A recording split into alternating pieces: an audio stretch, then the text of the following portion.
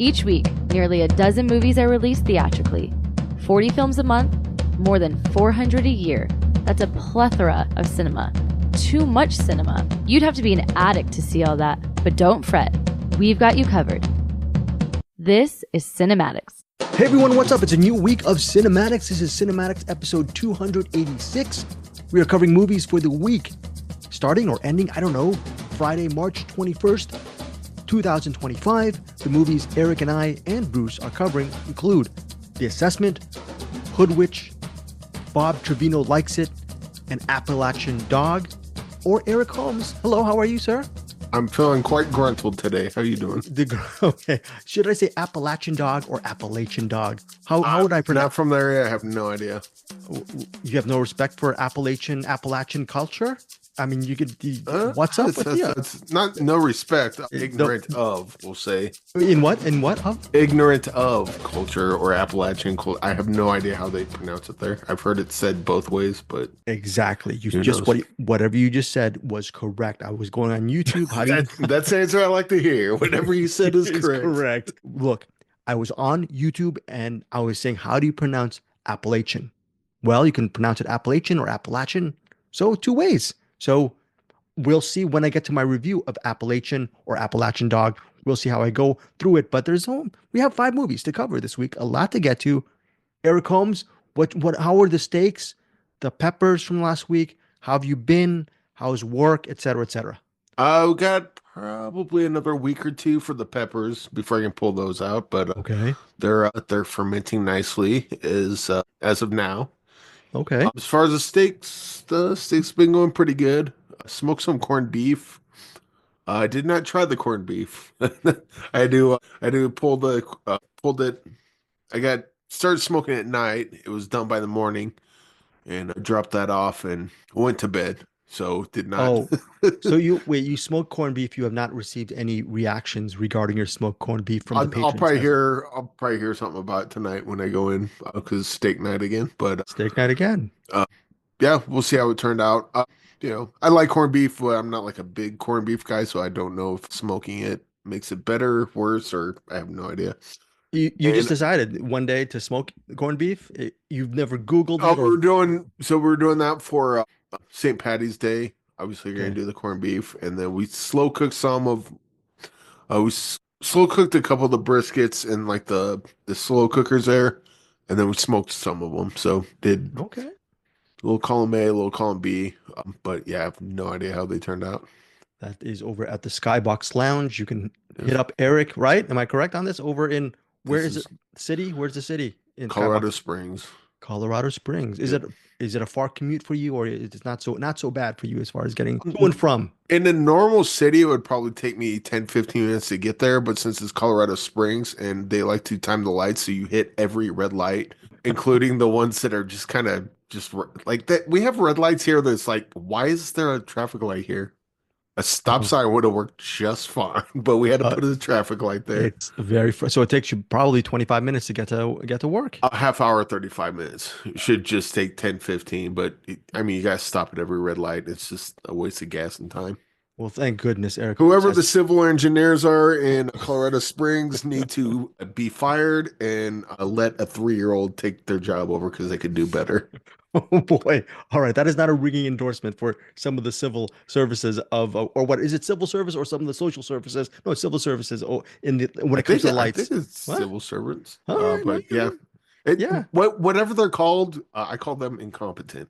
That's probably a better job title for them. Someone who is not incompetent is our partner, Bruce Purkey. He will be doing reviews this week on CinemAddicts. Up in the Cinem-Attic, he has a recommendation called Adolescence. That's a Netflix miniseries. And then he also has reviews of Ash and what else? Bob Trevino Likes It and Hoodwitch. Hoodwitch and Hoodwitch and The Assessment. Again, the movies we're covering this week. The Assessment, Hoodwitch, Bob Trevino Likes It, and Appalachian Dog. We have 5 movies to cover. And Ash. Thank you, Eric. Let me add that to the Google Doc. Wow. Okay. It's on the Google Doc. Okay, very, very good. Very good. There below Appalachian Dog or Appalachian Dog or some sort of dog is Yes, and before we get to these reviews, we want to also mention next week, me, Eric, and Bruce, we're doing the Patreon for our patrons of March. Our bonus episode, we will be covering the year of, I believe it's 2000. Is it 2000? Yes, 2001. Movies are Amelie and Mulholland Drive. And then for our Patreon assignment for next week, it's courtesy of Ryan Smith, who actually recommended several weeks ago Stacy Attack of the Schoolgirl Zombies. I don't know what that is, but this Patreon month is Angie Clark for Amelie and Mulholland Drive, and then Ryan Smith has our Patreon assignment next week for Stacy Attack of the Schoolgirl Zombies.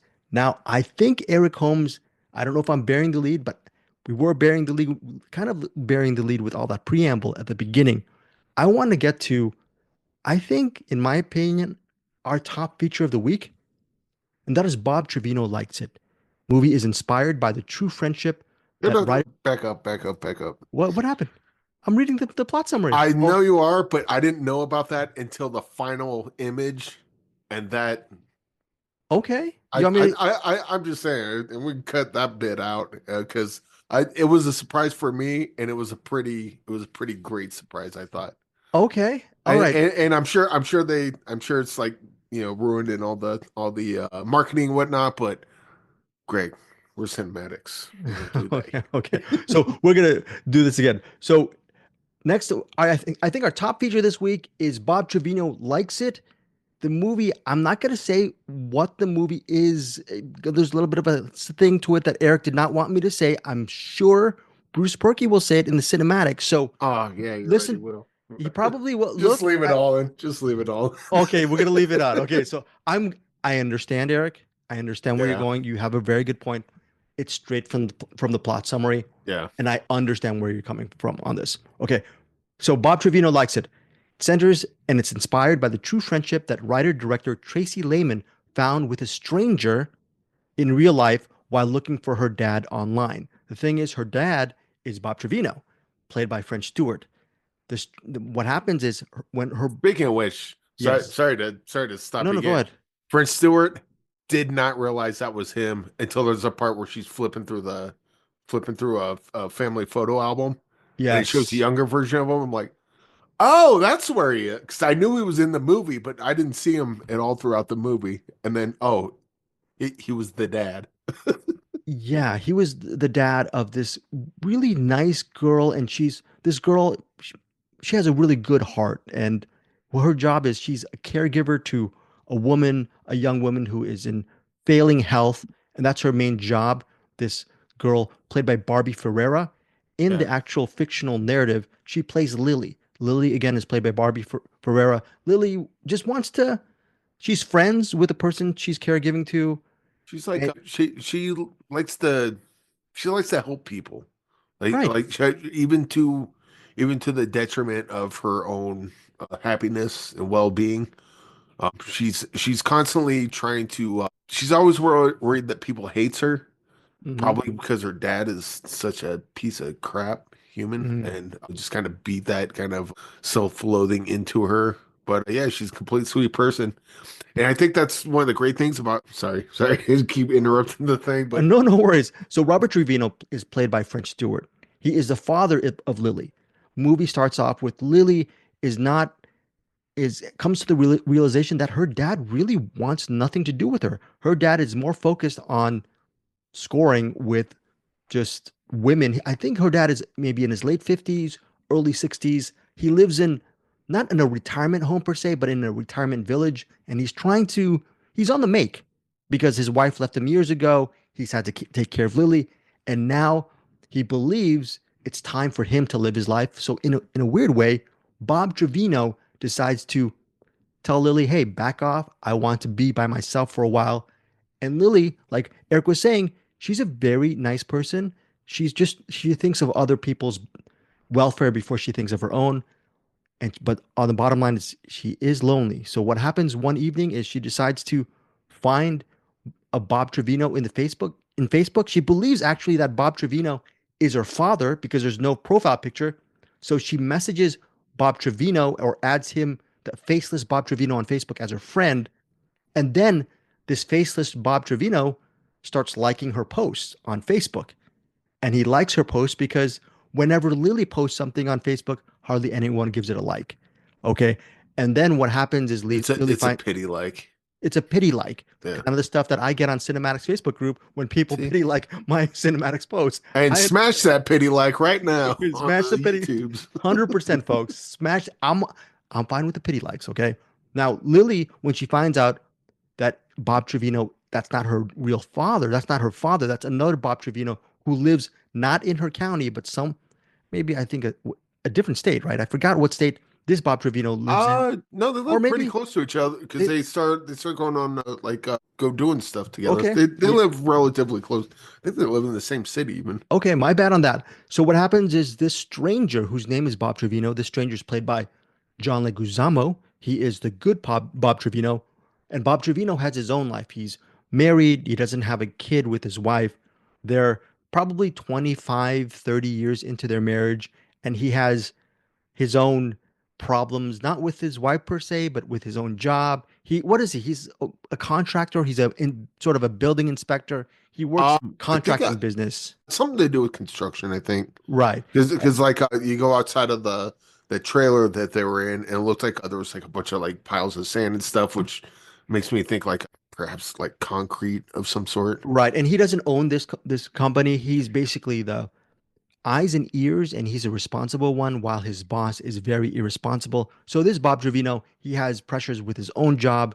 He has an understated situation with his wife, even though they are married. Are they happily married? That's a question that will be played throughout the narrative.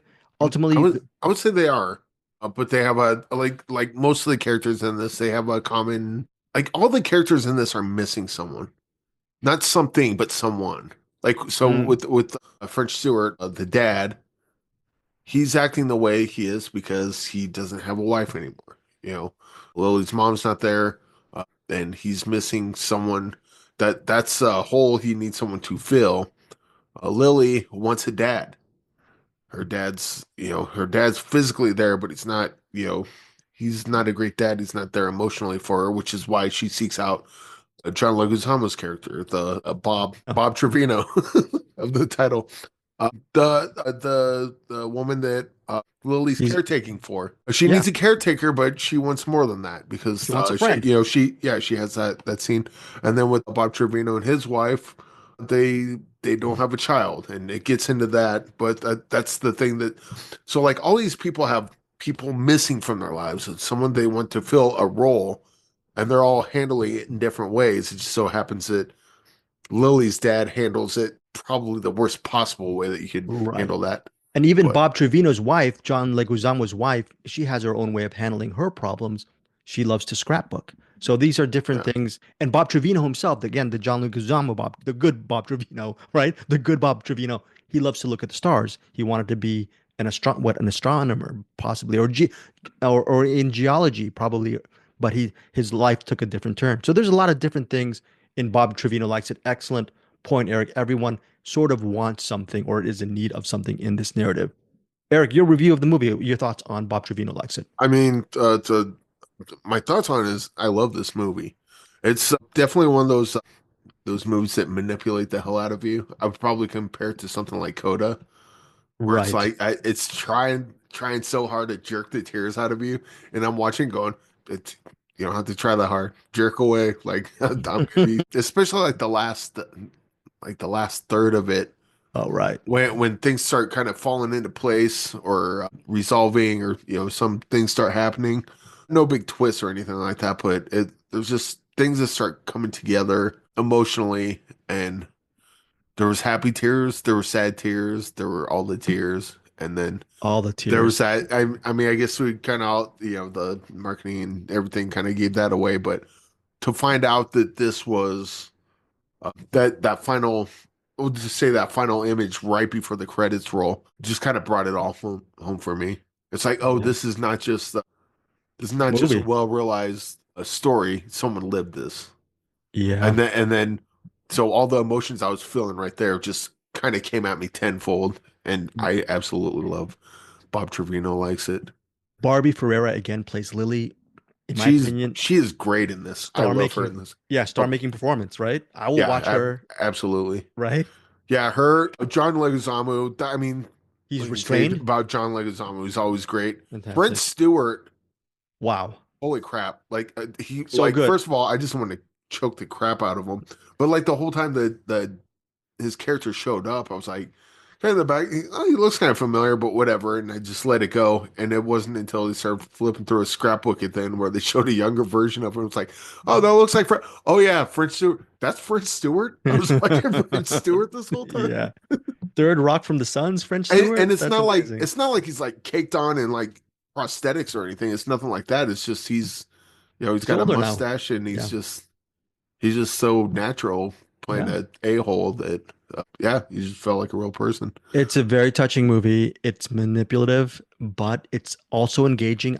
Love being manipulated like this. When it's done correctly and the story is so good, it feels very passionate. This movie, writer, filmmaker, Tracie Laymon, she does a great job. This is her movie feature directing debut, and it's amazing. Oh, an amazing side note is she did it's inspired by the own person she got to meet or actually met online as sort of a substitute for her father. So she decided to release a short, and I forgot the name of the festival, but I just listened to my interview with Tracie Laymon. I think I'm going to put that interview with Laymon right after this review, and then you guys can listen to it on the podcast, and then we're going to get back to our regularly scheduled movie review stuff. I'm just going to shoehorn it in with this Bob Trevino Likes It interview because she talks about how she submitted the short in the film festival, was rejected. And Bob Trevino thought it was okay, and then she made the full feature length. And she made the full feature length, and she just threw caution to the wind. And years later, that same film festival gave her the award for Best Narrative. So that was a great full circle moment. You'll be able to listen to that interview with Tracie Laymon in a few moments. Final thoughts, Eric, and your rating on Bob Trevino Likes It. By the way, God. Before you say last 5 minutes of Bob Trevino, are you pool of tears? Yes. Okay. I was a sopping mess by the end of this movie. Here. I can't imagine. I think the last time I cried like this was Petite Maman, but I can't remember crying this much in a movie. So yeah, for me it was Coda, specifically the scene in Coda where he holds her throat. Oh right. And then you see in his eyes that like he understands. Yes. Like and that was just the one moment in Coda. Like Bob Trevino Likes It. There was like the whole third act of it just had me balls. There's so much. Yeah. There's just too much. There's just a lot. It's a lot. But Barbie Ferreira, she's great. John Leguizamo's great. French Stewart's great. Lawrence Spencer's great. Rachel Jones is great. I'm just going down the IMDb cast. Everyone in this movie is great. Tracie Laymon knocked this out of the freaking park. And I guess since it's kind of an autobiography, it makes sense. Right. Yeah. But this movie's fantastic. And it kind of reminds me of like Coda, and then also was it 10 million miles away? Oh yeah, 10 million miles away. Where it's got the you kind of see its trajectory. You know it's manipulating the hell out of you, but it's so good at it that you just give it to me. Right. I want to watch this again. I'm opening up myself to you. Manipulate the crap out of me, and I'll just sit there and lap it all up. This movie's awesome. I love it. I can't even review. I can't even give my review. Bob Trevino Likes It because everything that Eric said, I agree with. So I'm just going to second that. I'm just not going to repeat everything that Eric just said because it's exactly what I'm saying. My rating for Bob Trevino Likes It, straight up 5 stars. I would agree, except I'll give it 6.9. 6.9 stars for Eric Holmes. But functionally, the same thing. Bruce Purkey, I have not listened to your review on Cinem-Attic. Please, I hope to goodness that you liked it and are not a Scrooge. What do you think Eric, what do you think Bruce is going to give it? That's tough because his manipulative, and I know he gets annoyed by that, but I think that like it's almost like if it's manipulative, which is weird because all movies manipulate, so it's kind of weird. It's a weird critique, but I think like movies like this, like they're manipulative, but that's kind of the tone of the genre, I guess. So you kind of let it go. It'd be like watching an action movie and then complain that there's too much action in it. You know, Yeah. a movie like this, you want it to be manipulative, or like Green and Gold, a movie like that, Right. or ooh, A Dream in the Wild, another great example. Oh, that's a great. Like these Yeah. are all like, but I think Bruce liked some of those and didn't like other ones, so it's hard to say where he's going to line I up here. hope he does like it. I think he might lean more towards a positive on this, Yeah, I agree with you, if Bob. nothing else, because of the performances, because the Okay. performances in this are freaking great. I do not. If Bruce has a problem with any of that, I'm at a loss. I have no idea why.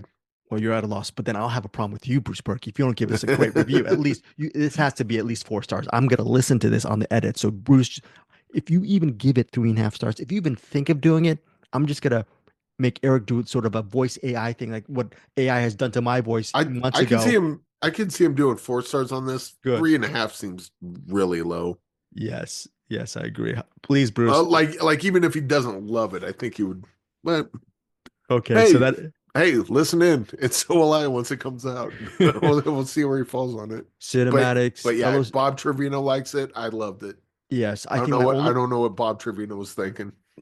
Bob Trevino just likes it, but Eric Holmes and Greg Suzavasi absolutely love it. So 6.9 stars from Eric Holmes, 5 stars from me. Bruce Purkey, I'm just gonna say right now, before you get the cinematic, I'm just gonna put 4 stars, and I'm like, even if you say 3 now, Bruce, I'm not gonna change it. Believing I just right. So Eric Holmes is putting 4 stars for Bruce Purkey right now. I'm gonna And if you don't give it a good review, oh, 4.5 stars for Bruce Purkey. Wow, Eric Holmes. I'm gonna put 4.5. I'm gonna Okay. guess 4.5. We'll see. And Bruce, yeah, we know you're sometimes you're a Scrooge and a Grinch. So we'll see what your review is. And if you don't give it a good review, Eric Holmes is not going to give you people food anymore. That's all. And again, Bob Trevino Likes It is in theaters March 21st. Most importantly, after all of this banter and preamble and all that stuff with this movie, listeners, tell us what you think of Bob Trevino Likes It. Me, Eric, and Bruce, we love covering indie, smaller movies. This is an indie-ish, smaller film that I think is worth going to theaters. Bring some Kleenex, get ready to cry, get ready to see an amazing movie. Again, in theaters, March 21st. And before we get to the next review, here is my very quick, like 5-minute interview with writer-director Tracie Laymon to give you a little bit more texture and color to Bob Trevino Likes It. Tracie, I'm Greg Suzavasi with Deepest Dream. Pleasure to meet you. Hi, Greg. So nice to meet you. So, quick question. With your belief in this infinite power of kindness, that potential infinite power, how was that opinion maybe strengthened or solidified within your film's festival run, and seeing people share their own stories and how they really how this film really resonated with them? So, just wondering that whole big, just overwhelming experience. Such a great question, Greg. I thought that it was just my story, and I was just sharing, how kindness had changed my life, and then I'm seeing that the kindness that I experienced is affecting other people, and so that seeing that ripple effect live and in the real world has been incredibly beautiful. And then finding out, that Bob Trevino reminds someone of their dad that they lost, or a teacher that they loved, or maybe they didn't have this healing in their own life and they get to have it through the film. So yeah, it's just it really does. It is the themes of the movie coming to life with audiences, and it's been overwhelmingly beautiful. There's a sequence in the movie, or a comment in the movie, where Lily's posting on Facebook, and I think it was Bob who said, like, she's posting into the void, and she needs Yeah. a little bit of kindness. And when you got your short rejected at that film fest, I believe it's the Tallgrass Film Festival, Yeah. did you feel like you were writing into the void, and what kept you going? I think, yeah, I think it's, screaming into the void. It was a phrase that we were saying a lot on set, that we knew what that felt like when especially when you're an artist or a storyteller, or you didn't grow up being heard and you're just trying to get someone to hear you. I think, I was trying to tell my Facebook dad what he meant to me, and I thought, oh, well, I'll make a short, I'll send it to this festival, Tallgrass Film Festival. I'll get in, and then it'll mean the world to me to bring him there and tell him what he meant to me. And then I didn't get in. I was like, wait, I did all this work. I raised the money. I shot the short, and like the very last thing is you just had to accept me. And but think if that festival had accepted me, there would be no feature here, because I would have said what I needed to say another way. So. And then we ended up being the closing night movie of the Tallgrass Film Festival with this film, a couple of years later. So I think knowing that there's a plan, there's some greater plan, and that you just have to have faith, and you have to show up and keep doing your best and knowing that it will work out one way or another. It just might not be how you thought. I certainly never thought I would find healing in a Facebook dad. I just happened to be open to it. So, yeah. Yeah, there's a scene in this movie called Gattaca, and someone asked Ethan Hawke's character, "How were you able to swim from this long distance?" And he answers, "I didn't save anything for the swim back." And wondering for you, what's it like to put your heart and soul into something and not leave anything, you know, off the table? Just I putting everything. Yeah. I have used that quote to describe this experience with this film. That's exactly how I feel. I saved something for the swim back in all of my prior films. I wasn't going, I wasn't using my full voice. I was, a little too scared to go all the way, and saving something just in case it didn't work out, just in case. And this one, my why and my cause was so much bigger than me that the fear didn't get in the way. And I just said, I have to do it. I have to go all the way. And I don't know what's on the other side of that, but I just have to do it. And so I really relate to that quote. And I think as artists and storytellers, when you prepare yourself and you find the right thing, you find the thing that you need to say, you have to go all the way because otherwise it's just not going to happen. No one's going to you have to give yourself permission because certainly no one else is going to give it to you. Yeah, everyone in this movie, acting wise, really goes all the way. But what is it like for you behind the camera, seeing Barbie just take us there and take herself there? Are you a professional, or can you actually let yourself feel that scene as well? I think it was a mix. I was always we shot this with a feminine gaze. That's what I like to call it. And so we were always with our characters. We weren't looking at them, but we were in the experiences with them. John Rosario, our incredible DP, was also the operator. So I explained to him that he's also an actor in the scene. How he chooses to frame it, how he chooses to move in the scene when he moves in, or when he, turns the camera. That's us. And so he, sometimes he would have music in his ear to kind of just help him get in the zone, and be a part of it. And I didn't want you to, I didn't want to show you people, I wanted to invite people. I was like, don't just look at them, come be a part of this, the audience. And so I'm not sure if that answers it, but that was definitely our intention. Tracie, thank you so much for your time. And I don't like you anymore. You made me cry throughout the entire movie. So, thank you so much. Greg. That's okay. No worries. Okay, we are back. That was a good interview, Greg. I had no idea that. Well, you just heard it, so I'm not going to recount it now. But yeah, that was a really good interview. Thank you so much. What do you love about me the most as an interviewer? Huh? Hi, Eric. This right here. Oh, the stash that I'm growing. Yeah. Okay. And then kind of this area. Oh, the face. Okay. Like everything here, mostly from everything from here on down is what I love. As an interviewer, should I keep the stash like you're keeping the stash? Should I just keep the stash going? Yeah. I don't know why you wouldn't. No, okay. Thank you. My mommy, I know I'm in my 50s, but my mommy says, take off that mustache immediately. Wow, she's a wonderful mother, and she's definitely not a hood witch. Hood Witch is the name of a movie, which, by the way, Bruce Purkey, all kidding aside, he told me earlier in the week that I should watch this movie. Yes. Hood Witch, it centers on a single mother named, I might be mispronouncing her name, single mother named Noir, played by Golshifteh Farahani. And it centers on that single mother and her son. She makes a living smuggling exotic animals and illegal products like birds of prey, venom, rare roots. She is trying to get herself and her son out of the city and give her son a better future. And she develops a mobile app that connects clients to various products. It's a success, but a patient's consultation turns into a tragedy, and Noor has to face a wave of violence that could cost her and her son their lives. You might know Golshifteh Farahani from a whole bunch of projects. I know her from Patterson, start with Adam Driver, but she's been in a whole bunch of movies. I believe she's French Iranian actress. You've seen her before. She's a big star, and she top lines Hood Witch, which is in theaters and VOD March 21st. It is directed by French filmmaker Saïd Belktibia.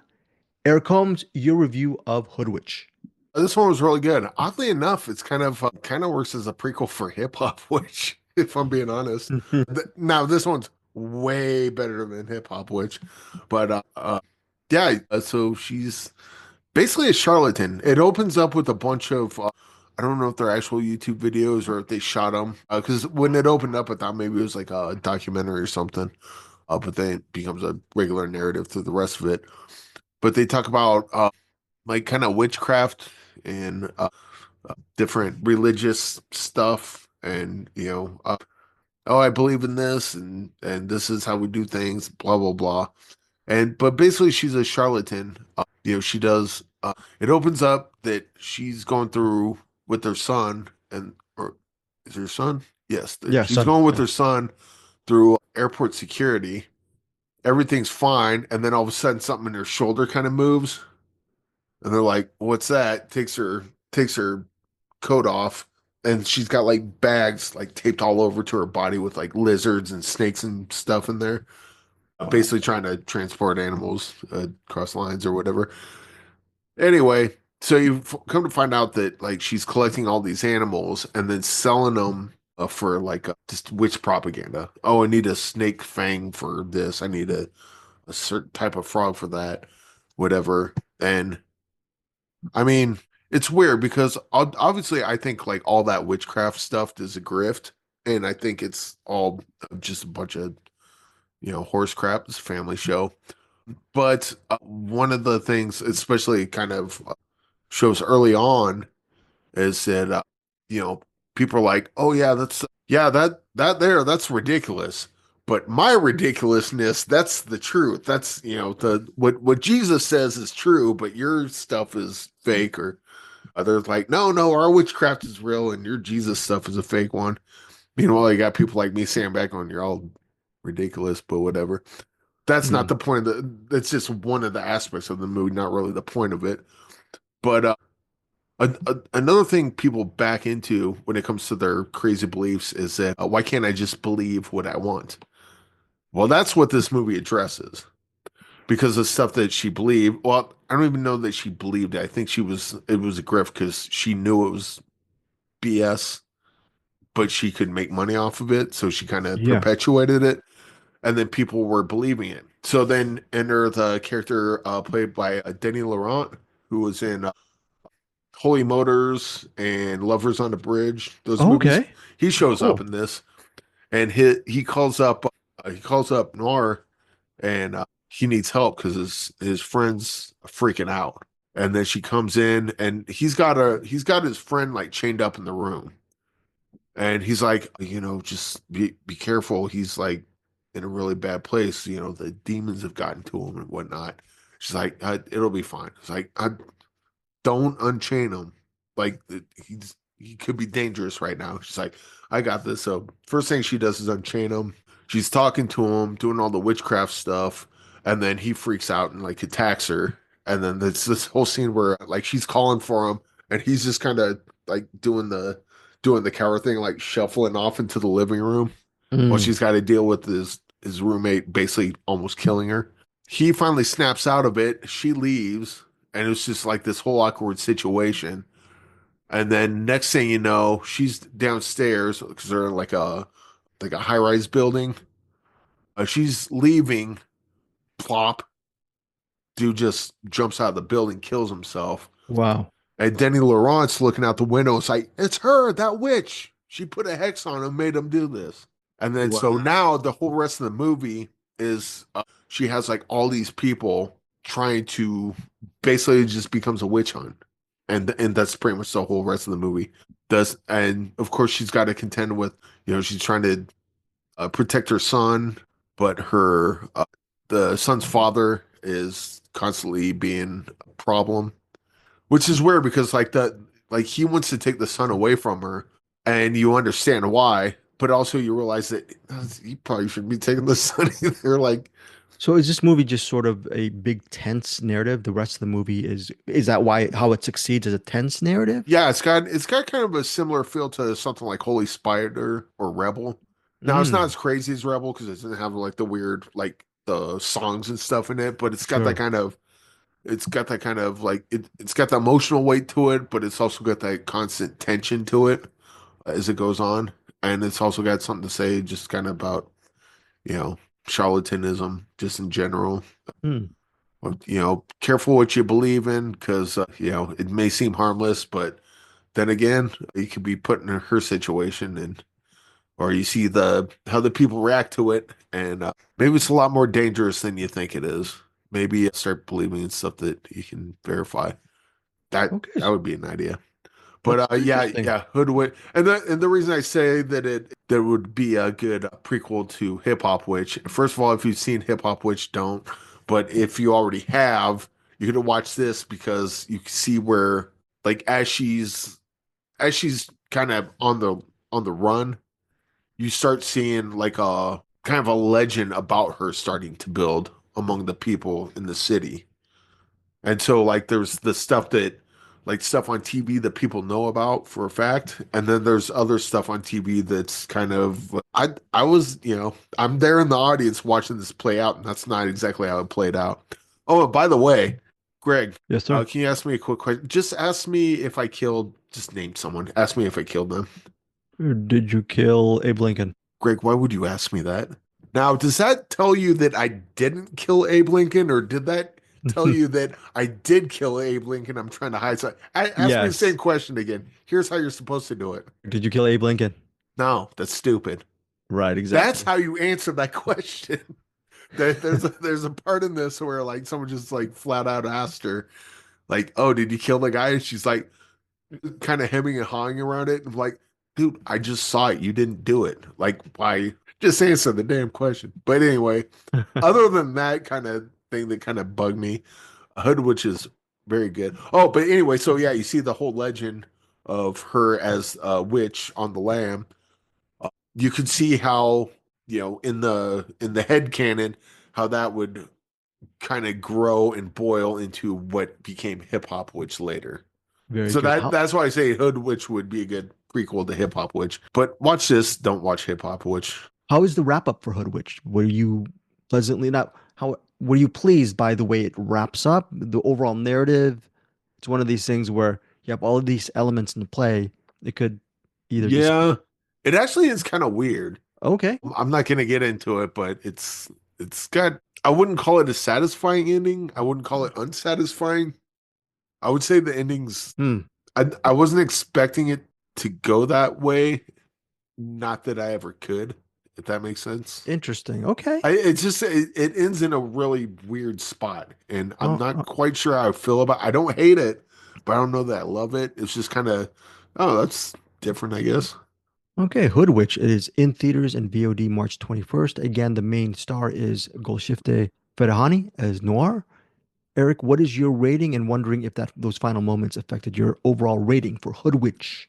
I think I'll go 4.5. We'll go 4 stars on this. 4 stars for Eric Holmes for Hood Witch. Well, that's a very great review from Eric Holmes.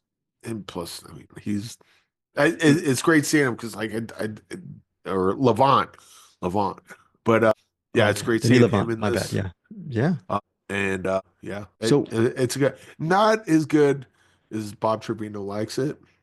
Yeah, well, it's going to be hard for any movie to be that this week, right? But I think Bob Trevino would like this one too, so it's good stuff. Okay, so next up is a movie that Bruce is going to get to in moments, but I'm going to give my just quick 2 cents on the assessment. Give us your quick assessment on this one. My quick assessment on the assessment is it stars Elizabeth Olsen. I love Scarlet Witch. I love Marvel movies as probably a little bit more than Eric and Bruce. I really enjoy them. I don't watch them in theaters. I wait till they get on streaming. But anyways, Elizabeth Olsen.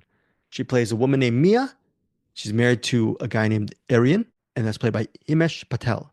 They are successful scientists living in sort of a not post-apocalyptic world, but a world that when you look at it, their home itself is beautifully designed inside. They're scientists.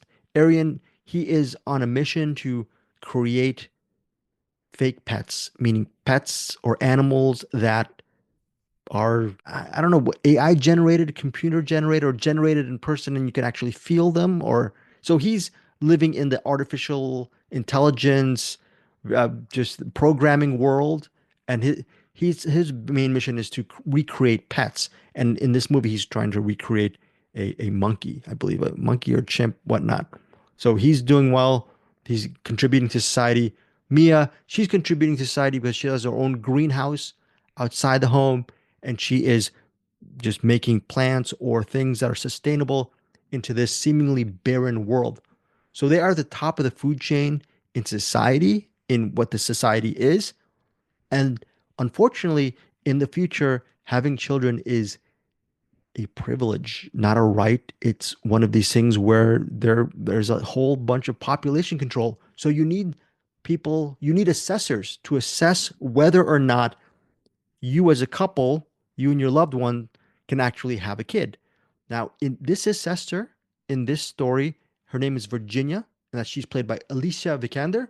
We all know Alicia Vikander from Tomb Tomb Raider. Raider. Yeah, she's great. She's Oh, she was also in the room, wasn't she? Or was that? no, that was Brie. I think that was Brie Oh Larson. yeah, that was Brie Alicia Larson. Vikander, she's a very top of the line actress, and so she comes into their home as the assessor, and she comes up with some really crazy assignments for Mia and Arian to undertake. Most of the rest of the narrative deals with the 7 days Virginia is with Mia and Arian. She's trying to push their buttons, and what they have to do is they have to comply to all her demands without blowing their top or without attacking her. They want to make sure that they can have a child. And Virginia, again, the assessor, has all the power in this story called The Assessment. Directed by Fleur Fortune. The movie is in theaters March 21st. Reasons to watch The Assessment is it's beautifully shot. The production design is fantastic. You get a beautiful view of the ocean. They live by the sea. And the design itself is gorgeous. The visuals, ultimately, this movie plays off like most of it until the final moments plays off like a play, and your enjoyment of the movie will really hinge upon if you really like just watching Elizabeth Olsen, Himesh Patel, and Alicia Vikander go at it in dialogue-driven sequences. That said, within the dialogue, there's a lot of beautiful production design around, so it doesn't feel like a claustrophobic play. Okay, but don't expect, since it's set in the future, don't expect some kind of big sci-fi epic. This is a very personal, intimate look at these three people, the assessors and the couple in The Assessment. And it took a while for me to really warm up to the movie, but once I got into the rhythms, and the rhythms are slow burn. It's a slow burn movie that by the third act, it really does a great job, in my opinion. For The Assessment, very introspective and immersive experience. I'm giving it 4 stars. Again, The Assessment in theaters March 21st. Really, pretty much the closing moments toward the third act really brought home a lot of the slow burn elements from the first 2 acts. And that's what slow burn movies are supposed to do. They build you up, they ramp you up, and they give you a very good, hopefully interesting third act. So The Assessment, again, in theaters March 21st. They build 4 you stars up, for me. Sorry, Buttercup. yes. They build you up, Buttercup. Baby, Yeah, just build me like a that. buttercup. Yeah, they build me a buttercup. Alicia Vikander, Ex Machina, and Yes. Green Knight. That's what I was thinking. Excellent, Eric. If you enjoyed Ex Machina, The Assessment is a good companion piece to Ex Machina. So Ex Machina and The Assessment can be side to side. If you Is love it the as- Green Knight, The Assessment is nothing like that. Did you love The Green Knight, Eric? I Are you a did. Green Knight? Okay, very, very good. Now, Eric, did you love Ash? It centers on, well, the planet's called Ash. A woman named Raya, played by Aiza Gonzalez, she awakes to find her crew slaughtered. Then there's a man named Brian, played by Aaron Paul from Breaking Bad. He arrives to rescue her. And then what happens is, quote, an ordeal of psychological and physical terror ensues while Raya and Brian, or Brian, what is his name? Brian must decide if they can trust one another to survive. It's directed by Flying Lotus. It runs at 95 minutes in theaters March 21st. It looks interesting. Eric, 95 minutes. Isaac Gonzalez, Aaron Paul in a sci-fi thriller. Could be good. Is it good? Not really. It's got so the thing. It's weird. So there's like some action scenes in this that are pretty good. There's visuals in this that look great. I think you can tell that like the budget. Well, I don't know. See if I figure out what the budget is on this, but it didn't look like it had that big of a budget on this. Okay. But it looked like their budget was well utilized. If that makes sense. Like the effects that they use them in like it's like a bunch of like the planet shots and whatnot or like the practical effects they use, even some of the CGI they use. Like you can tell it's CGI, but it still looks pretty good. Okay, good. Just the visuals in it. I mean, you can tell that they're using sets, and you can tell when they're using CGI, or like for I imagine they're probably using Unreal 3 for some of the establishing shots, and it looks cool. I think this would probably have worked better on me if I were high out of my mind. It's a family show, so I'm another floor up from where I currently am. But kids are Well, then, your unfortunately, mom's smoking weed. Let's just be honest about that. But like, it just doesn't work as a story, then, Eric, probably. no, I think the story just needed to cook. I would say longer, but it needed to cook like at all, because the story is not that interesting. The actors in this are fine, but it's just Tension. You mentioned the tension in Hoodwitch. There's no sense of tension, pacing. Not really. Like I Oof. feel like there should be, but like the story's not there, the characters aren't there, so all I got to go off is visual. So like as a 95-minute music video, this thing's freaking cool as hell. I would love to see what Flying Lotus could do if Johnny Ramire, I guess, is the screenwriter. Okay. I have no idea what the screenplay for this looks like, and it's entirely possible that the screenplay is great and they got changed a bunch. That happened, so I'm not pointing at the writer going, "You suck," because I have no idea. Is it the classic? Is it the cliche of style over substance? You said 95-minute music video, it would work. Yeah. But... Yeah. Okay. Yeah, it's got some really cool visuals. Just the story isn't there. And if the story was there on the page, it didn't make it to the screen. I guess that's where I'll go. I think if they had maybe a story, maybe a better story or something with a little more meat to it, and then so you get the visuals plus the story and plus the characters, then you have a really cool David Fincher-esque sci-fi movie. And what's interesting, because when I'm reading the plot line, it seems the plot sounds good. It's about two people who are strangers. They're trying to trust each other. But I guess, like Eric, the execution just wasn't there. Not really. Oh, it's not really. Oh, that's not almost not what it is at all. She wakes up. What's her name? Rhea. Isa Gonzalez. Isa Gonzalez. Yeah. Yeah. Was she in the Alita Battle Angel? I don't know. Possibly. I'll look her up. Okay. Was she in a room or was that Brie Larson? She was in something recently that I liked. Let me see. I think she was in Hitman. Was she in Hitman? Yeah, go ahead. Anyway, she wakes up. Baby Driver. She was in Baby Driver. There you go. And she wakes up and her crew's dead.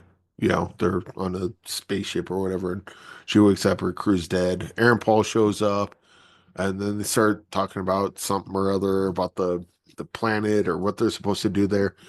And already I'm falling asleep, just trying to even recount what's going on, because basically what happens is like she's trying to figure out sort of why the crew died, and then this thing with the alien shows up. A bunch of cool imagery happens, and yeah, that's pretty much it. One second, hold on. Oh, sorry, go ahead. Hello, I'm doing the podcast. We can leave that in. Okay, yeah, that was more interesting than the movie. Okay, so okay, bye. Keep on going. Sorry. But yeah, just a bunch of stuff happens. You get some cool like action scenes. Iko Uwais, sure I butchered that name, but from the Raid movies. Yeah, this was a really cool looking movie that was searching hard for a story, because the story's just not here. The characters aren't here. Everything else was. Get in there with a better screenplay, and then you got an awesome movie. But this wasn't it. Wow, it's okay. Bad. Ash in theaters March 21st. Really good stars, but I guess it just didn't work. Eric, what is your rating on Ash? I'll give it 2 stars, and both those stars have everything to do with the visuals. Oh, wow. That is a very low rating. All right. So that is Ash, Appalachian Dog. Okay, so this is written by filmmaker Colin Henning. He makes his directorial debut with Appalachian Dog. A quote. Real quick, are you sure the title for this wasn't Bullet and you're the one that took it? Very good. So Colin Henning makes his directing debut with Appalachian Dog, a sultry Southern Gothic period drama set in post-war Appalachia, 1946. And it centers on a tailor, played by the aforementioned Colin Henning, and his seamstress wife, played by Georgia Morgan. and they struggle to navigate a tense reunion after being apart for 5 years. He's come back from the war. He's obviously affected by the war. Shot on location on the rugged Appalachian Mountains of North Carolina, the movie leverages the stark winter landscape to evoke both cinematic beauty and a hunting desolation. That is the official plot summary. Movie co-stars Haley Hart Franklin. She plays Peggy, the woman who took over that Taylor's job while he was gone for 5 years. Also in it is Brooke Elizabeth. She plays Kate, a friend of the couple whose own husband, she has a husband named Andrew. He's also returned from the war and he is affected as well. That person is Aaron J. Stewart as Andrew. It's on demand March 21st, and it will be on various digital on-demand platforms. That is Appalachian Dog. Eric, you bailed on this movie. What was it about this movie that made you bail? Well, so I bailed on this and then opted for Ash instead, which, was probably the sideways a move. But one of the things that kept pulling me out of it was the sound design or the sound mixing. Did you catch that? Because it felt like everyone was talking. You know how when they do voiceover, like when the characters talk in the movie, it sounds like it's part of the movie. Right. But then when they have the voiceover, it sounds like it's outside of the movie or on top of the movie, which is what it's supposed to do. Everything sounds like a voiceover in this, or the whole thing sounds like ADR. It just kept pulling me out.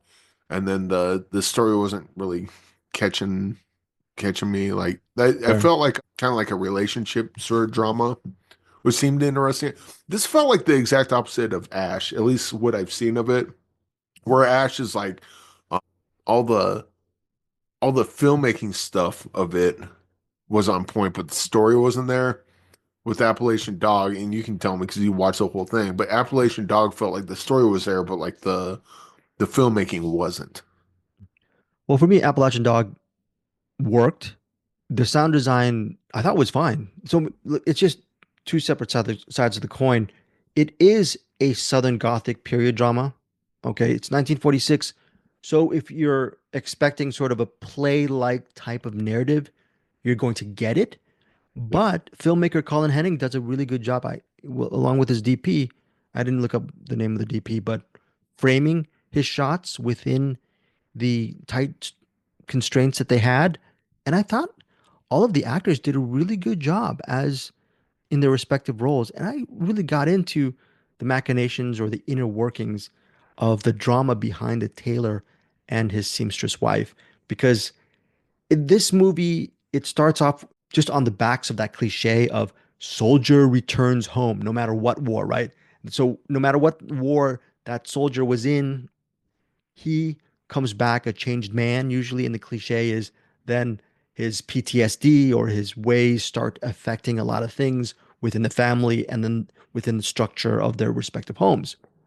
Appalachian Dog takes a different approach to it. Once you learn all of the things that's brimming under the surface in the Appalachian Mountains. And I found it to be very interesting and actually quite immersive.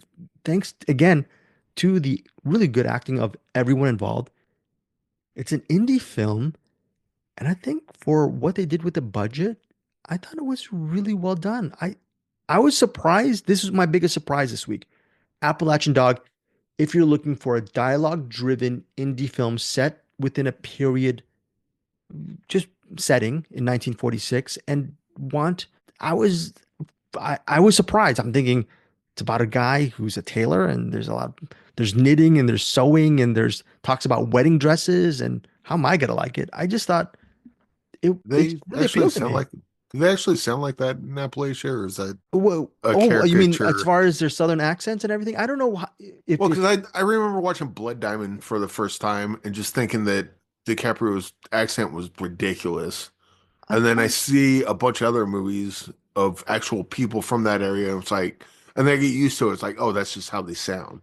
Like with mm, Appalachian Dog, like they all have this like really thick, like southern accent almost or like a it sounds almost like a parody of that kind of accent. But again, I don't know. It could be like a Blood Diamond situation where that's just how they sound. I'm not used to it yet, but yeah.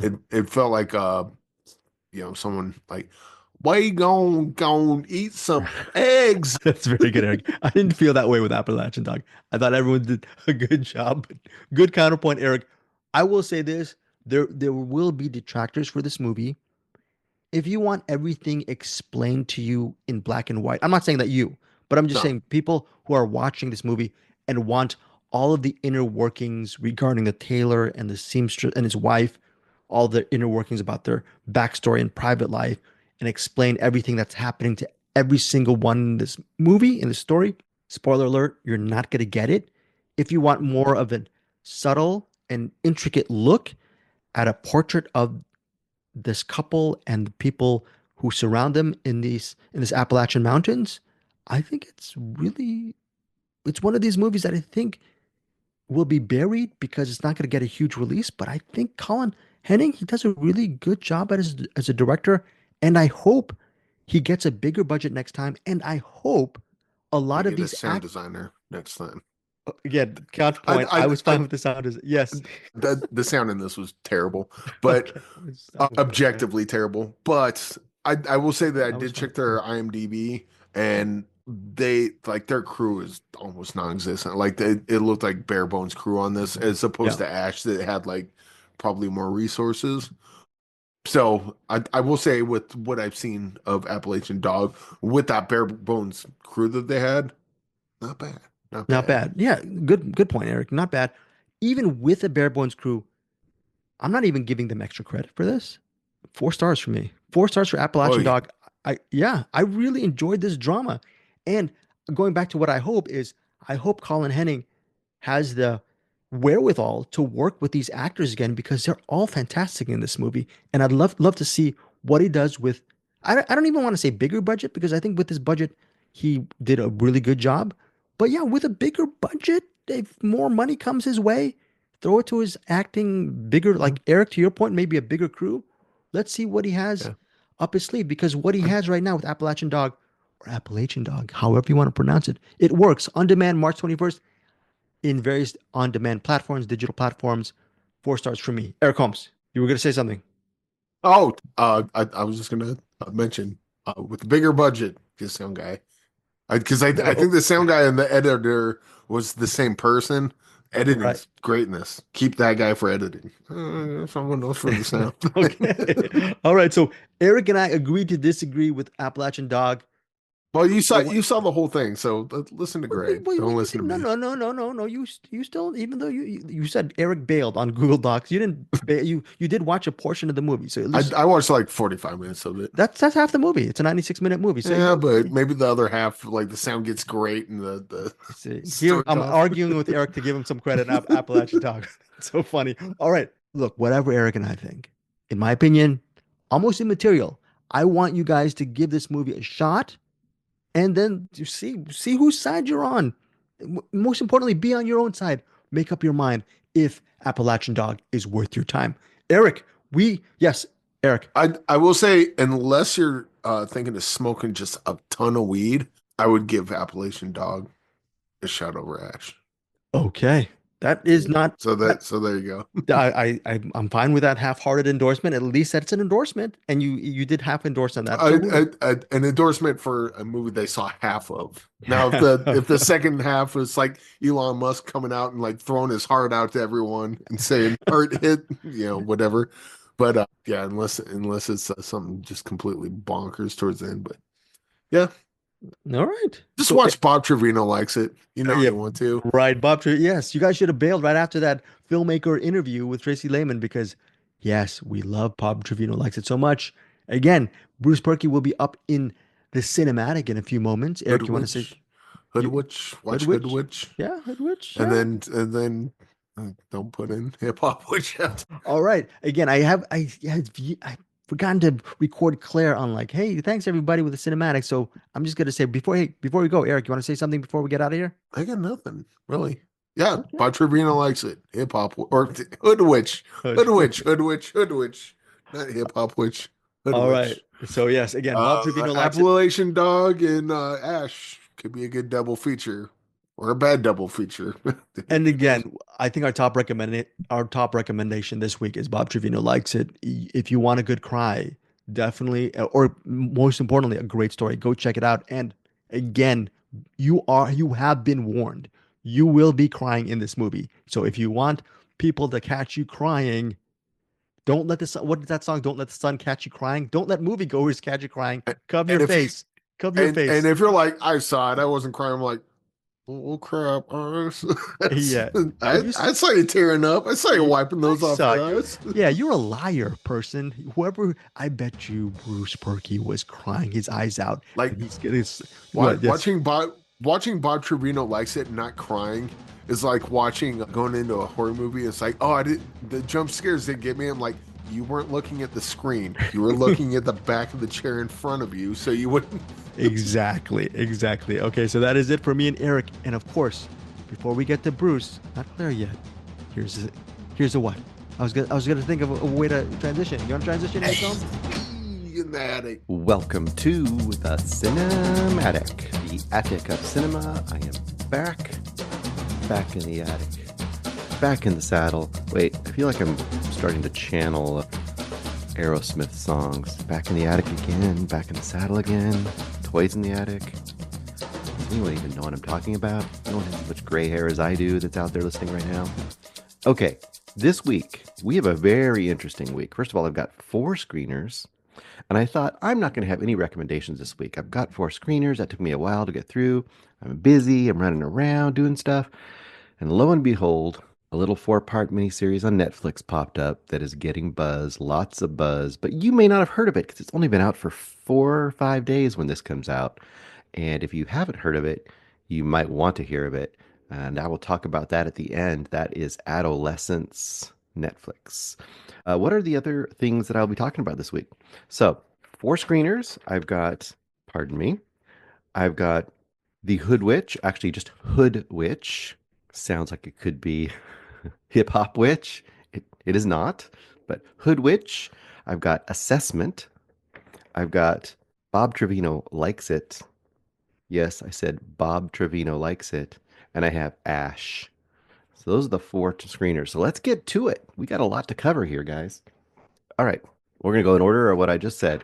First up, we've got a little movie called Hood Witch. This is a French movie directed by Saïd Beltibia, who I didn't know, but I kind of did know because they were an actor in Athena, which is interesting. And there's a weird sort of a connect here.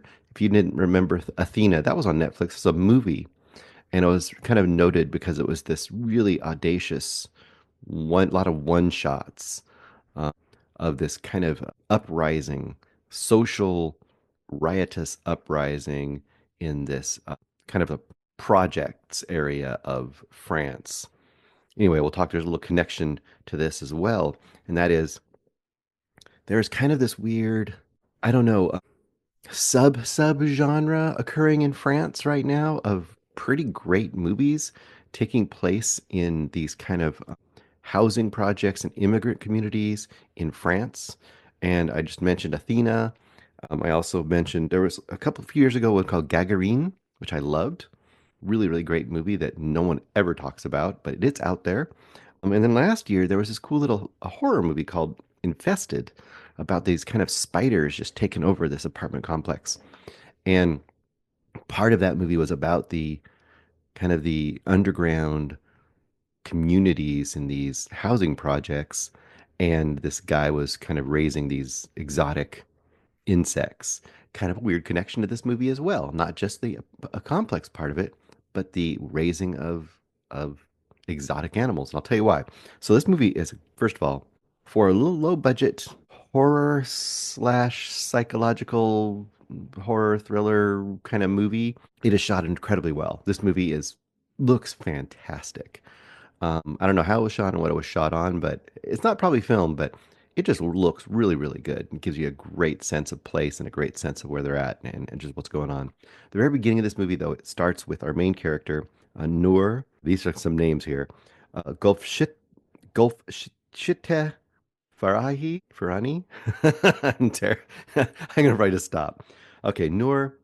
She's there with her son, and her son is gonna be Amin. So Noor and Amin, and they're going through the airport, and they're going through the customs area, and she's getting, questioned about what she's doing, what she's bringing in, why she's coming back. She's coming back to France. And you think, oh my gosh, does she have drugs? What's going on? And as she's about to be cleared through customs, there's a movement and a sound from her jacket. They tell her to take off her coat. She does.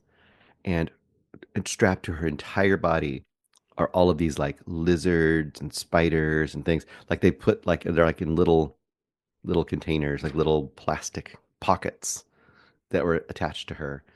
And obviously she's basically smuggling all these exotic animals, mostly insects and lizards, snakes. She's, you know, smuggling them all into France. And that is kind of an introduction. That's kind of a fantastic opening to this movie. And then you basically get into her life. And she lives in one of these giant apartment complexes, like I talked about, with her son. Her apartment itself is almost like a exotic animal, little haven. There's like little aquariums and stuff all over the place. And you find out that what she does is she supplies these needed insects or snakes or lizards or whatever to various like spiritual healers slash witches slash warlocks, or whatever you want to call them, faith healers. There's kind of this need in the area for these, for the healers, and then also for these things that she carries that she brings in. And you find out very quickly that that's kind of her gig, right?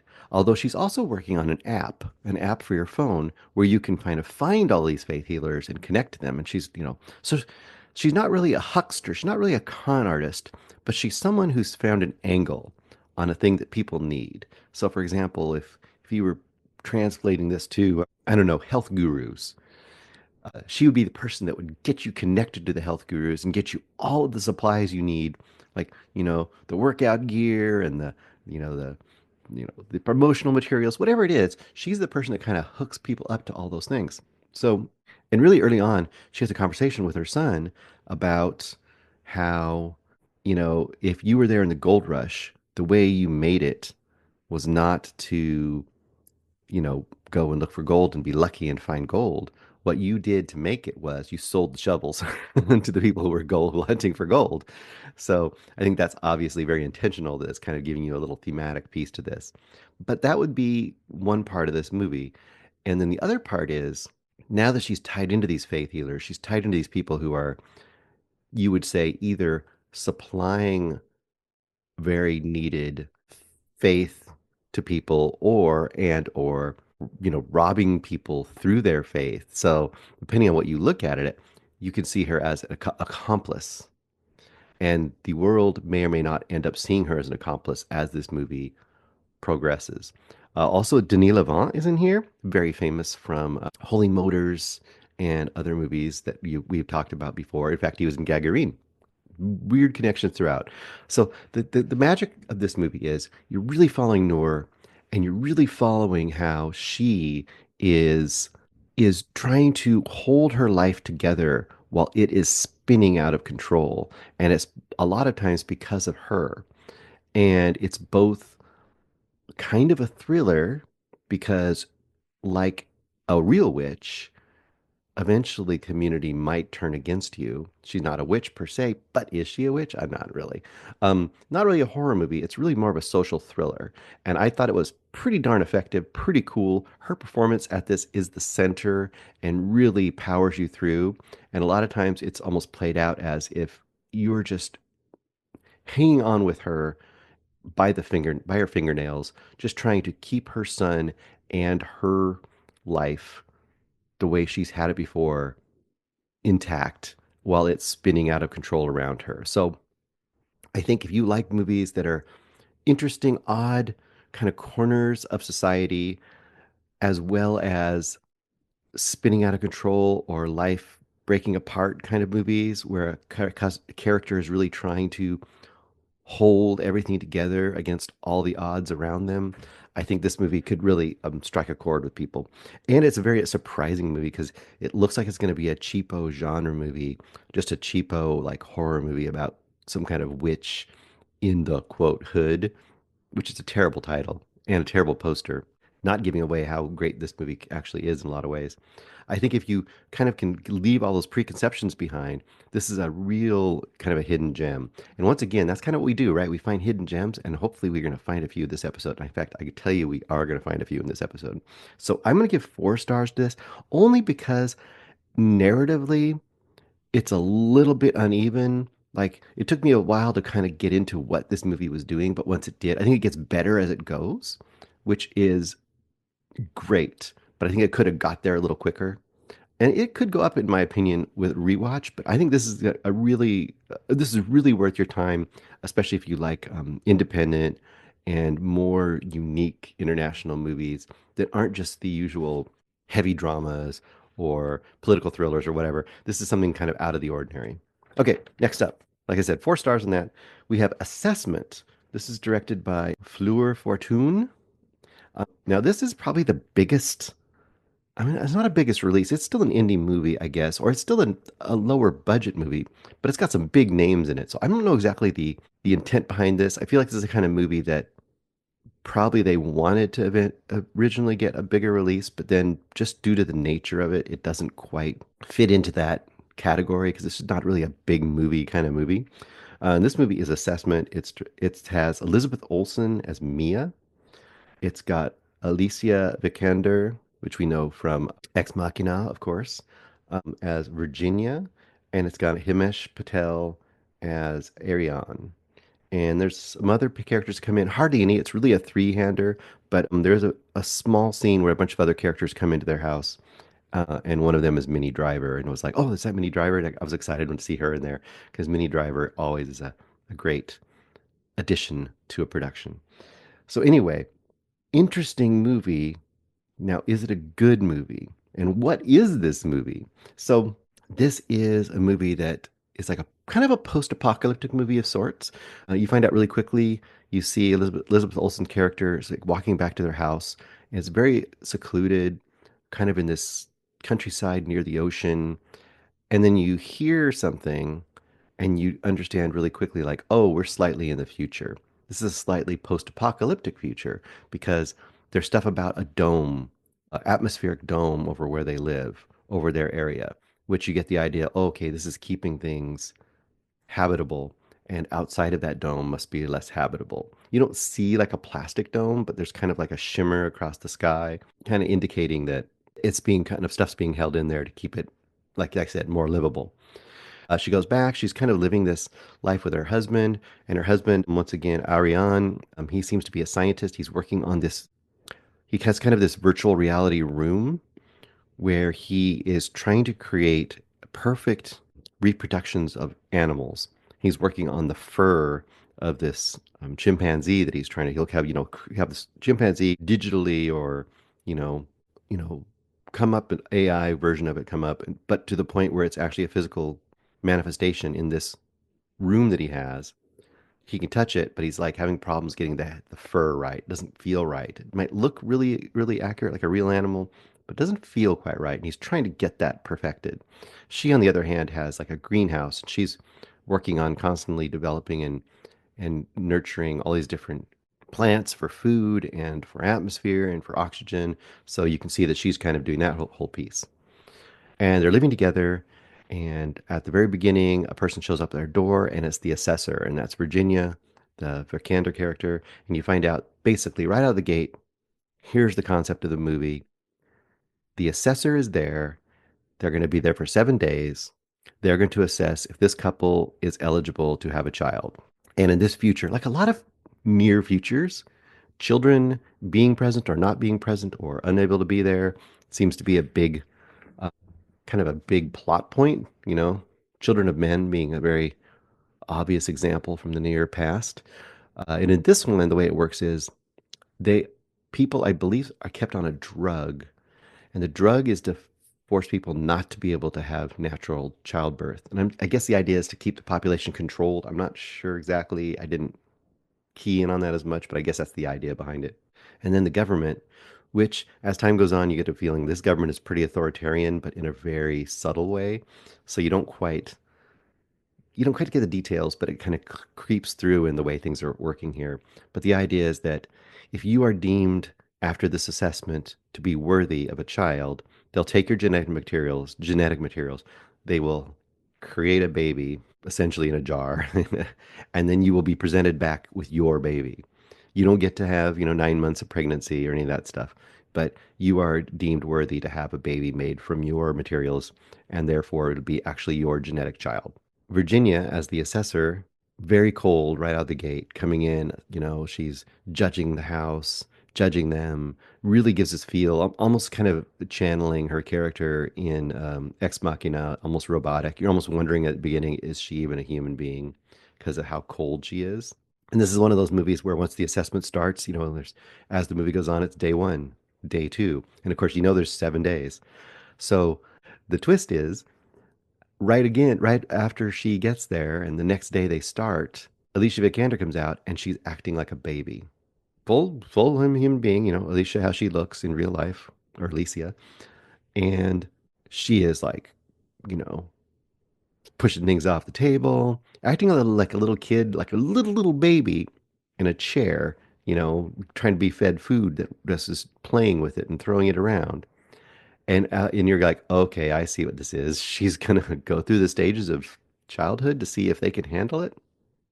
And it becomes this really strange social experiment of a movie where it's like, first of all, you have to believe that Alicia Vikander's character, Virginia, is such a great actor. And I guess that's why she's hired as an assessor, that she will just go through all of these things and to some degree, not mentally test their ability as parents, but almost torture them as human beings psychologically. And then on the other side of things, you have to believe that they would put up with that. And I think that's the negative side of things. Is it's pretty far-fetched, and it really is very to some degrees it's kind of predictable because you kind of know the kinds of things that are probably going to happen because you think like, well, what's the big things that happen when a kid grows up? What is going to probably happen with these characters? And you kind of foresee some of those things happening. But on the plus side, these actors are so bought in and are so good at what they do that to really sell these scenes, that on their own they're pretty engaging. And I kept thinking I was going to be out on this movie, and it kept, like, in the to Godfather 3 fashion, it kept pulling me back. No, I'm not going to do my Al Pacino. Sorry, you can do it in your head. So ultimately, this movie won me over. And it's kind of heavy. It's kind of very self-serious.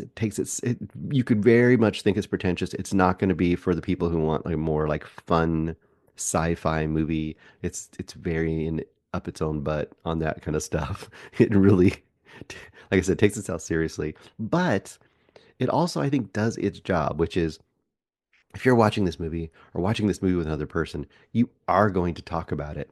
You are going to talk about the things it brings up. And I think it will work as far as a, tipping off point for some of these interesting social issues. Or if nothing else, like me, you're gonna be like, how are they putting up with this lady? Why is she doing this? What is wrong with her? And there are a couple of scenes at the very, very end that kind of do sort of answer that question and makes Virginia's character really kind of interesting. And in some ways, I think she is the most interesting character. She ends up becoming why is she doing what she's doing to such degree? And why would the government want her to do it? Or is she going rogue? You know? So in that aspect, I really enjoyed that part of the movie a lot. Like I said, I was frustrated with parts of this movie, but also enjoying parts of this movie. So I kind of keep going back and forth. Am I recommending it? Am I hating it? Am I recommending it? So I was going to go just 3 stars, but I think it's good enough. I think there's enough great stuff here. But I'm going to go 3.5 stars. For people who want original, quote, serious idea, generated sci-fi, I think this is a pretty good one that will probably go under a lot of people's radar. In fact, it probably would totally go under people's radar if it weren't for the name actors involved. I think that's going to help it a little bit, but still it's going to be like, what is this movie? And it's worth checking out. Okay. Bob Trevino Likes It, directed by Tracie Laymon, starring Barbie Ferreira as Lily, John Leguizamo as Bob, French Stewart as Robert, and then Lauren Lolo Spencer as Daphne. Daphne is Lily's best friend. Lily is the main character. Here is this movie does a great job at the beginning of showing you a main character and where they're at. Screenwriters take note. This is a great way to do it. You see Lily right out of the gate. She's a young, I don't know her age, but I'm gonna say early 20s, maybe. She's staring at her phone and she's crying, and you see she's got a text, and the text is like hey, what are you gonna be doing tonight? Let's have a good time, blah, blah, blah. And you get the idea really quickly, like, oh, this is her ex-boyfriend accidentally texting her, but thinking he's texting his new girl. And she knows that. And what you see is not only is she crying and she's freaking out, so you get the idea like, okay, she's still pining over a guy who's obviously doesn't care about her and is an a-hole. But you see her response, and she's keeps typing different responses like, you know, mad at first or whatever. And then eventually she just does a passive, very, I'm not going to say what she said, but you can watch and see. But you see immediately that she's the kind of person that is so down on herself and has such low self-esteem that she can't even respond either neutrally or negatively to someone who's done something so uncaring to her. And that gives you right out of the gate a character who, boy, oh boy, this character emotionally it needs some care, self-care, and some help. And that is kind of the kickoff for Lily. And Lily is named Lily Trevino, and her dad is Robert or Bob, French Stewart, which at first I was like, I did not know it was French Stewart. He's almost unrecognizable if you remember him from Third Rock from the Sundays and stuff like that. But he plays her dad, and really quickly you find out what a selfish a-hole her dad is, and they have a great lunch conversation together where he's going through all of the possible girlfriends he could get from the old folks home that he's the youngest guy in, and therefore he's the pick of the litter there to all these women. So he's talking about all these different women in totally gross, like materialistic, chauvinistic way in front of his own daughter, and not getting the idea that not only is it gross, but on top of that, she has needs that he's not even addressing. It's like she is only there as someone to bounce his ideas off of and to basically use if he needs to use her for money or for whatever it might be. He's the kind of dad that only shows up when he needs something from her. And let's say there are multiple interactions with her dad in this movie, and each one he portrays himself to be worse than you thought he was. A little bit cartoonish, but it does the job. And then based on this, and based on her being kind of fed up with her dad, one night in kind of the same sad sack, emotional desperation that you saw at the beginning of the movie, she searches for her dad on Facebook, her dad's name, Bob Trevino, and finds the most generic person she could with that name and just texts them or actually DMs them out of the blue on Facebook. And the person responds. And that is John Leguizamo's Bob Trevino. And thus begins the interaction between these two. Random dude out in the middle of nowhere, older guy, Bob Trevino, played by John Leguizamo, is talking with random younger woman. Now, this is not a romance. It's not a May, September, May, December, May, December. Let's go. December, December, January. No, it's not an creepy older dude, father issues, younger woman relationship kind of a thing. As far as like, it's not a sexual thing. It's not a romantic thing. It's not a desperate thing in that way. It's more like two people, both for various reasons in their life, needing a connection, randomly finding it in this way. And that's the basis of this movie. And it's great, first of all, that they do call out throughout the movie how potentially creepy and messed up it could be on both sides.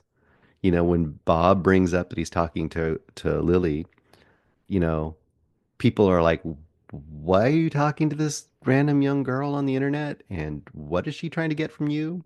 And vice versa. When Lily talks to her friends. She actually works as like a caretaker or a home helper for Daphne, who is wheelchair bound and needs home help, for other various things. And they kind of have become friends as well. And that's an issue in the movie as well. But Daphne is to Lily like, who is this dude on the internet, this old dude on the internet that's like, grandpa age, and why is he talking to you? And why does he continue to talk? Why are you talking to him? So that fact is mentioned on both sides in both lives, and the movie acknowledges that.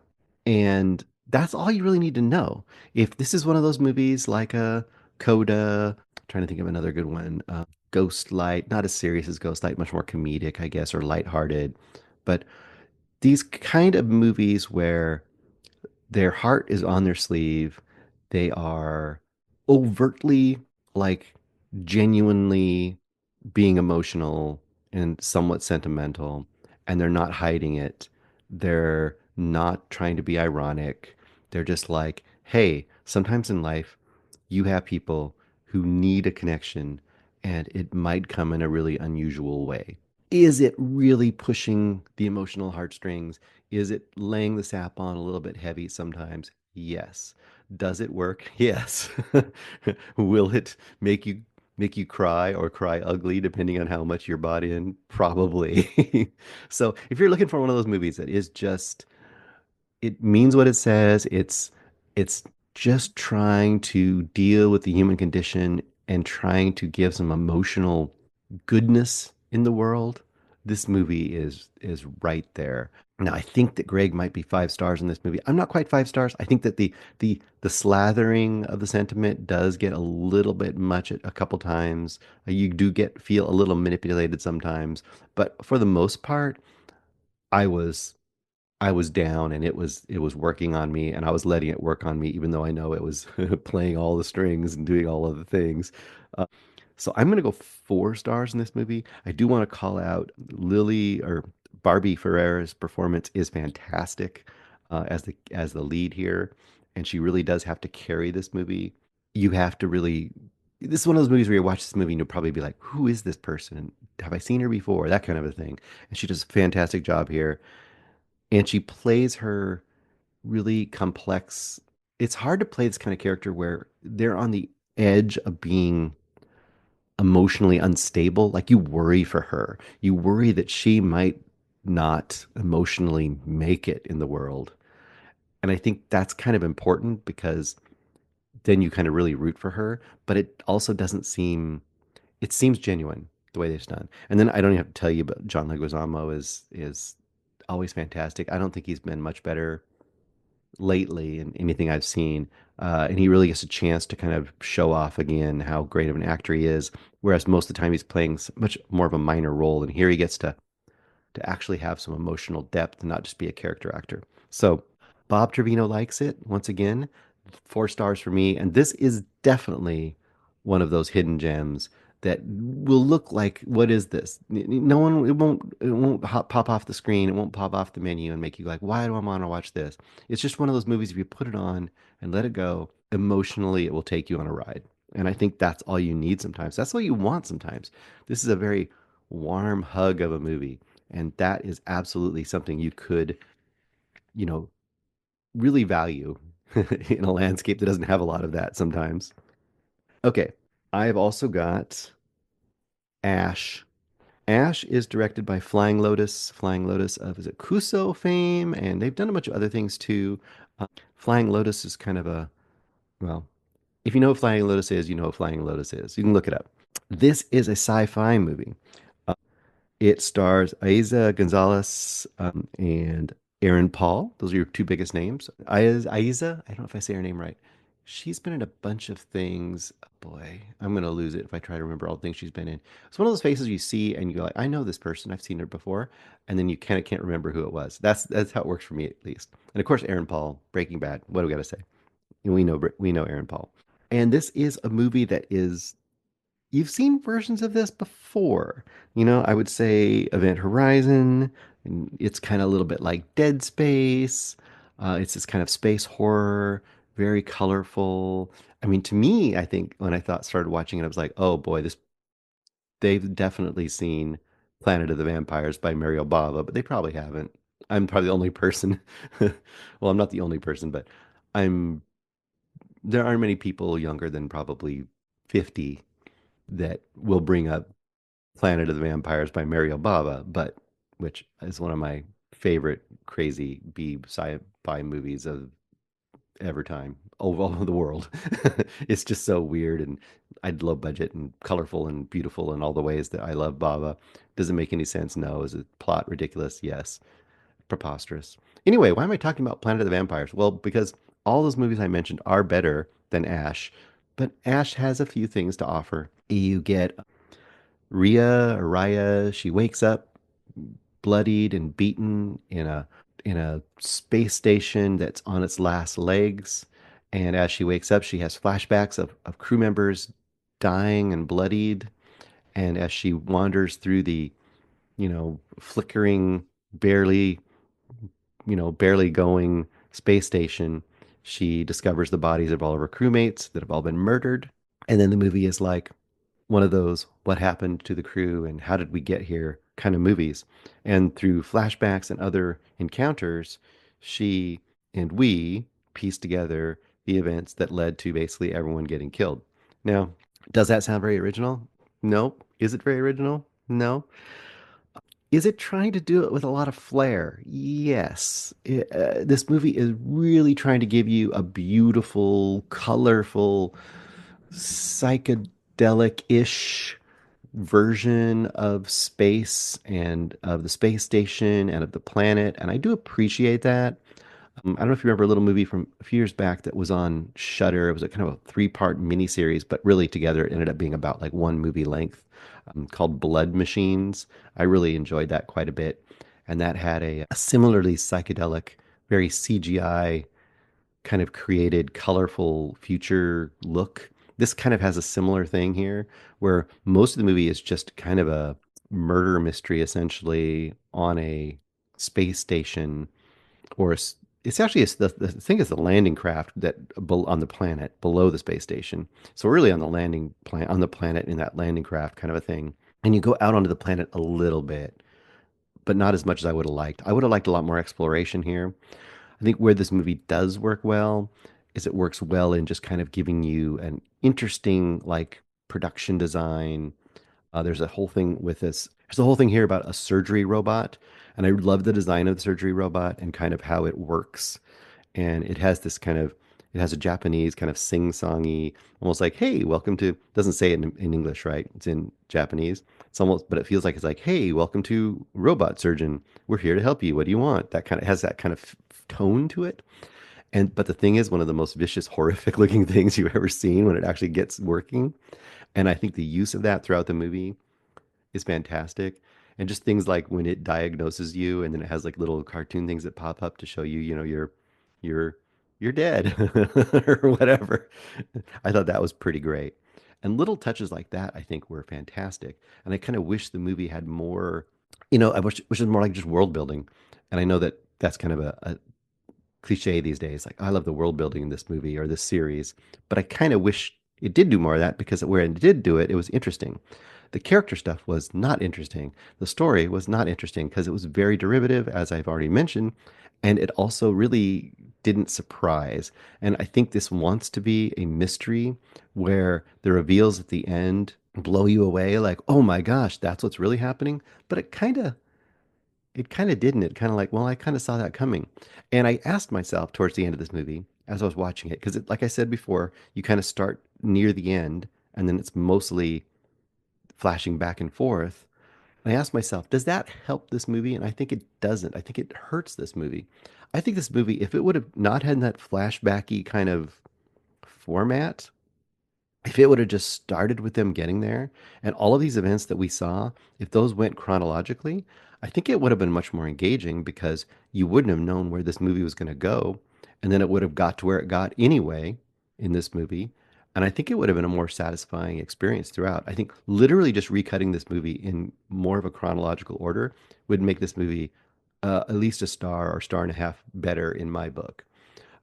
As a lead performance, it's fine. I think that she doesn't have to carry this movie. It's really a plot movie and a setting movie. I will give this movie credit. I kind of was out a lot of this movie, but it did deliver some pretty good gore, and it did deliver some pretty good gooey kind of, I want to say they're monster effects exactly, because I'm not going to say exactly what happens in the last part of this movie. but the last act of this movie does give you some of the things you want in a space horror movie, and I think it did a pretty good job of it. But it was just the plot that kind of let this down. It wasn't, like I said, once again, it wasn't the effects and it wasn't the production. All that stuff for its budget was pretty darn great. And the direction was fine. Flying Lotus was fine as far as that goes. Oh, except Flying Lotus also wrote the music, and the music is horrible in this movie. The music makes this movie seem cheaper. If this had an Atticus Ross, Trent Reznor score, it would be like so much better.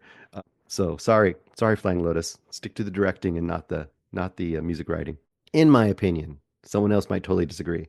I'm gonna have to go 2.5 stars in this. I can't recommend it because it ultimately was not satisfying enough.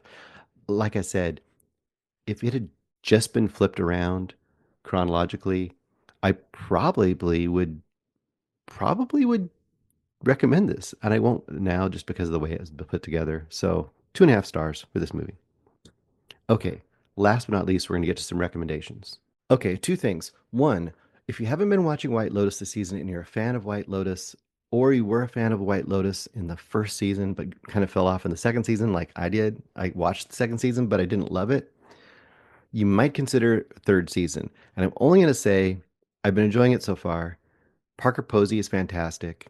There's some other great lines in this, as far as like plot lines. But as a selling point, there is a scene in this most recent episode, the episode 5 of White Lotus, that is, it's throwing me off because I just had Flying Lotus. So White Lotus and Flying, where there's a scene where Sam Rockwell comes in as a guest character, which we have not known at all so far in this season.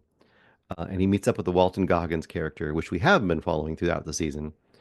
And Sam Rockwell goes on a monologue, and I don't know if it's like 7, 8, 9 minutes. It's a pretty long monologue, and they're just in a bar, and it's a journey. This monologue that Sam Rockwell goes on, and that alone is one of the best. It's one of the best monologue slash reactions by Goggins scenes that I have seen in a TV series for a long time, with just one of those scenes that just kind of keeps progressing, where the person keeps revealing things about themselves and your jaw just goes slack and agape, and you're just like, what is happening?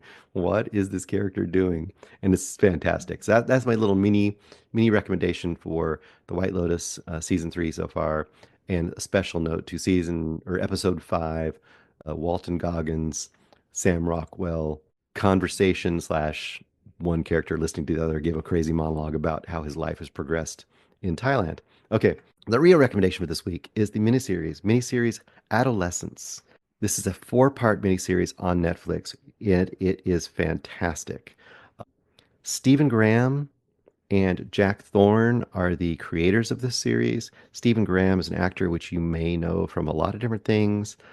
Snatch, This Is England, I believe he was in. He's been in Venom movies. You've seen this guy in a bunch of things. He is, I think, more well known in England, but he kind of has that gangstery, he's like one of those guys that's, a British dude, almost like Bob Hoskins in the day. British dude that looks like he's maybe 5'5" and like all muscle. And anyway, that's who he is, Stephen Graham. He's the creator of this movie or this TV series. He also is acting in it, but he is definitely not the quote star, although he has his moments. What is the hook of Adolescence? Now, I'm not going to spoil much in this because it is worth watching.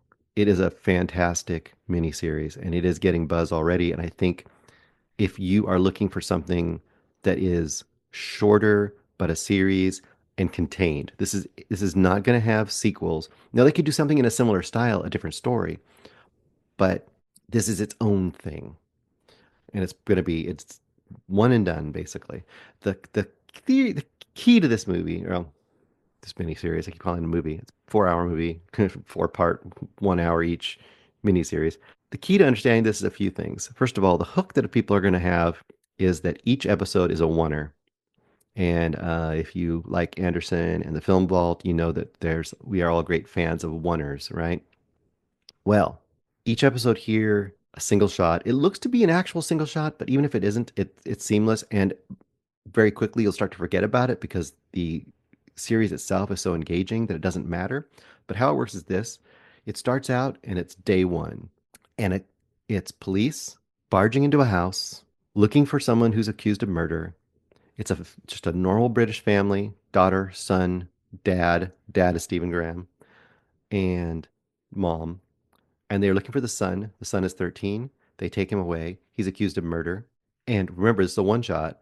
So throughout the whole thing, they're going from the house to the police department to the intake to setting him up to be questioned by the police to get his lawyer. It's all happening in real time. So each of these episodes, these 4 episodes, is 1 hour of that life. This is 1 hour of day one of this investigation.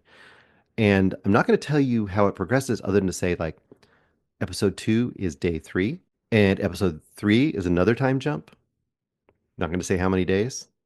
And episode 4 is another time jump. And it is fantastic. And the way this movie, or this series, I want to call it movie, this series engages with the concepts of guilt and innocence and, I don't know, being controlled by media or being controlled by social pressures or being controlled by the family environment you live in, being influenced by a lot of different things. And the way, but I'm not going to describe this well because I don't want to spoil it. Worth it's worth watching each episode because it does take some fantastic turns. And I thought going in it was going to be basically like, did he do it or didn't he do it kind of a series, right? Here's this kid. You're going to feel sympathetic right out the gate because, oh my gosh, you're going through this. Like, what do we like to be a 13-year-old? All of a sudden, you're accused of murder and you're being put through the system. But the series isn't really necessarily about a did he do it or didn't he do it. Let's just say the series will answer all of those questions, but it will raise a bunch of other questions as far as like what is happening in the world today. This is a very heavy show, a technically dazzling show, and in an acting sense, a dazzling show. I would say of all this, once again, I can't describe it. You want to talk about it in spoilers and really get into it. And Greg's and probably say, why didn't you have a spoiler talk on this? This is too much. This would be like a full hour or two just to do spoilers on this because of how much it gets into. Let's just say episode 3 are two characters talking the whole time. This is for Eric. Eric, you're probably not listening to this. I'm sure you're too busy. But if you love courtroom kind of shows, and I'm not going to say it's in a courtroom exactly, but if you like those kind of things where it's two characters talking and going back and forth and things being revealed as in the course of 1 hour, episode 3 is one of the best hours of television I've seen in a long, long, long time. It's fantastic. And I got to point out a couple actors here. First of all, we already talked about the dad, Stephen Graham. He does a fantastic job in here, to be expected. But he doesn't really steal the show here. He has his moments, like I said, but the ones that really steal the show, the kid, the 13-year-old kid, Jamie, played by Owen Cooper, he's amazing. He's so good. And he, at the beginning, you think he's going to be this mild-mannered, meek kid that, is just scared by this. But he gets a chance to really act up a storm as this goes on. Also, I want to call out, there's DI, one of the inspectors is played by Waters. Ashley Waters. He's really, really great in this. He has an episode that's pretty much he gets to do a lot in. He gets to do a lot in a couple episodes, but especially one. And then there's a psychological interviewer played by Erin Dougherty, and she is fantastic as well. There are Emmys to be had here, and if anything is done right, there's Emmys to be had here. And I will give credit to Joseph Bridges for calling this out first in the group. It was funny because yesterday I was listening to something else. I was listening to a podcast that was talking about White Lotus, and they had mentioned how great the series was, and we have to watch this series. It's only been out like a few days, like I said, this series, Adolescence. And I had already been like, wow, I saw this pop up on Netflix. I'm going to have to watch this with my wife because we usually watch series together, not movies. I watch the movies on my own. And lo and behold, Joseph Bridges popped up like probably an hour later saying like, this is a fantastic series, 4-part series. It will win all the awards. It's the one to watch.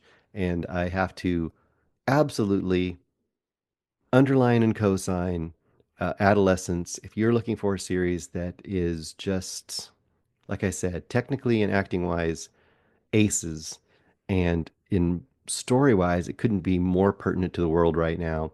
It's just goes in ways that you're not expecting. I have to say, of all the movies, there are some good movies this week, but of all the things to watch that are accessible right now, I think Adolescence is the one I would tell you to go to first. It's heavy, but it's amazing. All right, that's all I've got this week, guys. Hopefully, you have walked away. Oh, 5 stars. 5 stars. I didn't mention that. This is 5 stars. I've given you a lot this week, but I hope you have a place to mark stuff down so you know that in the future, when some of these things pop up, you might give them a try. Thanks again. Talk to you next week. I think next week we have a few interesting things coming. I know something from Mubi we might have. I'm not going to say what it is yet because I have to make sure that it's in there. All right. Thanks, guys. Talk to you soon.